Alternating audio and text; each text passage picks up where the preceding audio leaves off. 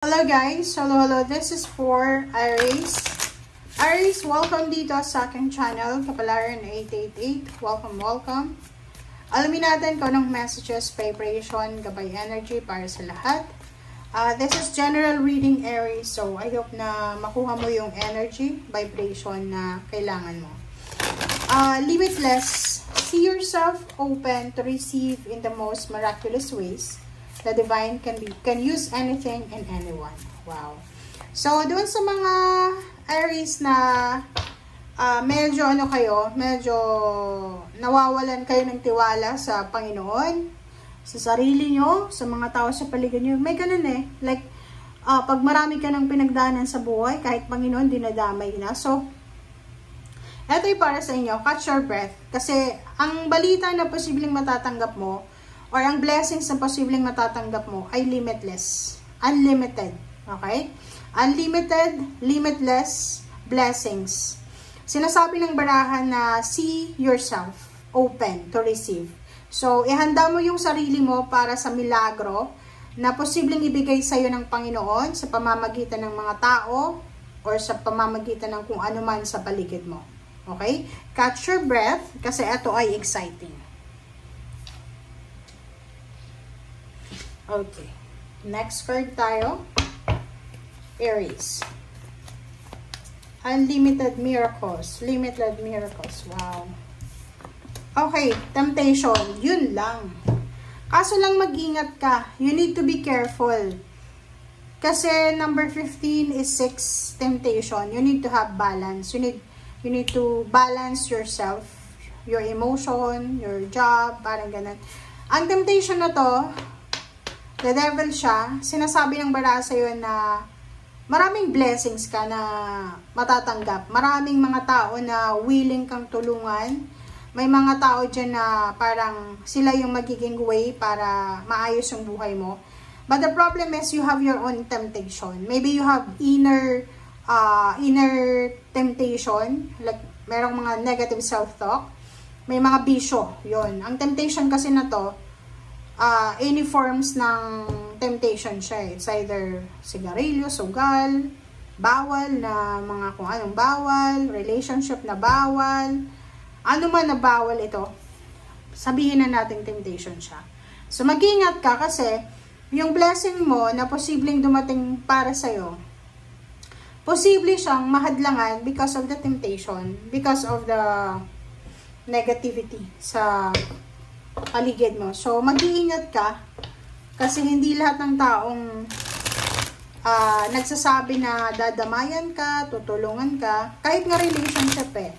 Kung may boyfriend, girlfriend kayo, live-in partner, mag-iingat kayo sa mga pinapangako sa inyo ng karelasyon nyo eh. Kasi nandito yung temptation eh. Ibig sabihin, mga tao na connected sa'yo, they're negative, they're toxic. It's either marami silang tinatago, parang ganun, yung maraming secrets, parang ano ka, nasa dilim ka eh, wala kang alam sa ginagawa nila. Okay, Aries. Sa ilalim mo dito is justice. Sabi ko na eh. Justice, Aries, maybe there's a contract, new contract, na posibleng ino-offer sa'yo. This is new job, new contract, karmic blessing, karmic justice. Yung karmic justice kasi guys, literal siya talaga na hustisya. Doon sa mga hindi naniniwala sa karma, maniwala kayo na lahat ng ginagawa natin dito sa mundong ibabaw, may kapalit yan. Alam niyo ba, yung karma ngayon, masasabi na talaga natin na digital na yung karma.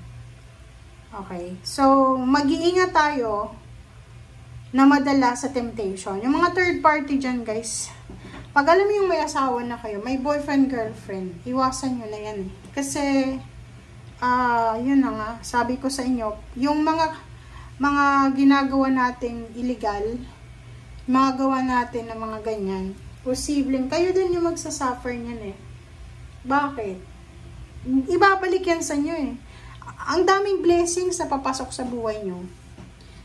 'Di ba? Exciting, milagro, pero pag syempre, hindi yan ipagkakatiwala sa atin ng Panginoon kung alam ng Panginoon na hindi tayo karapat-dapat. So, yun. Tingnan mo, milagro. Wheel of Fortune, Zero the Fool.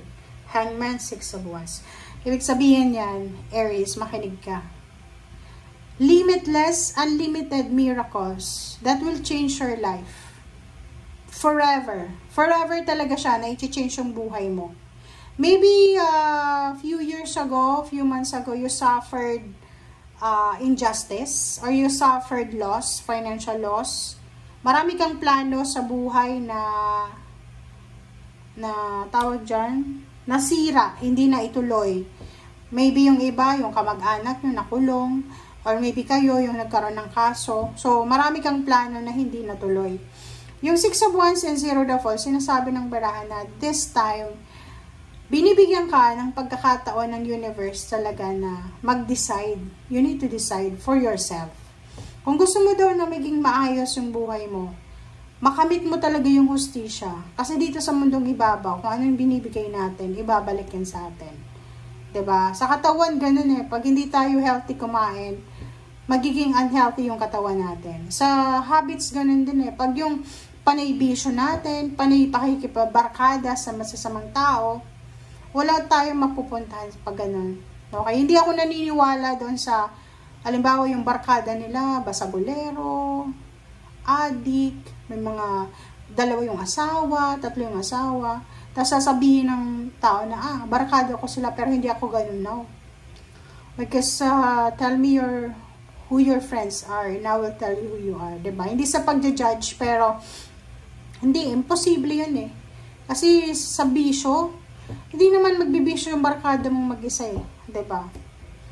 Tapos yung mga third party na yan, paramihan ng girlfriend, boyfriend, paramihan ng asawa, payabangan yan eh. Kaya nga, yung iba dyan, sabay-sabay silang nagkakaroon eh.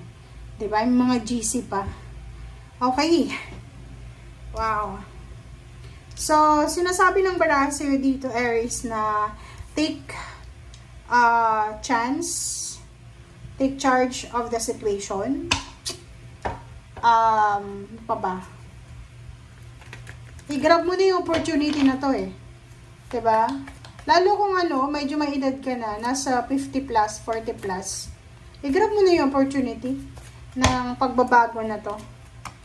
Four of Wands. Oh, diba? Sinasabi ng baraha sa'yo na once na nakapag-desisyon ka talaga na tanggapin kung ano man ang magic, limitless na blessings na to, ay posibleng mababago yung buhay mo. Emotionally, financially, mababago yan. Maayos din yung emotion mo. Magkakaroon ka ng peace of mind, makakaalis ka sa problema sa pera. Merong de-impress dito pero tatakpan ko siya. So, Page of Cups, sinasabi ng baraha sa'yo na posibleng yung mga away, gulo na yan, ay posibleng maiwasan mo. Okay? So, you need to decide for yourself. Kung gusto mo ng maayos ang buhay, gamitin mo yung reading na to. Kasi parang ang nakikita ko, ang sinasabi ng baraha sa'yo, Aries, na walang masama, walang problema sa'yo. Ang problema nasa taong nakapaligid sa'yo. Mga taong konektado sa'yo na imbes na sila ang maging guide mo, imbes na sila yung maging parang mentor mo, iba yung nakikita mo eh. It's either it's your parents, it's your relationship ba yan?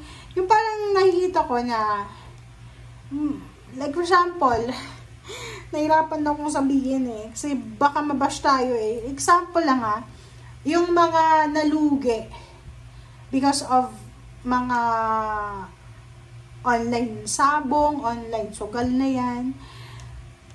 Diba? Maraming nakulong. Maraming nangyaring hindi maganda. Pero, yung iba, instead na magkaroon sila ng lesson learned, paglabas nila sa kulungan, ganun pa rin. Parang mas lalo silang nag-improve sa bisyo, parang ganun. So, sa baraha mo sinasabi na you have your own life, you have your choice and option. Okay? Ikaw nang bahala kung gusto mo bang maayos or hindi. Thank you guys. Bye!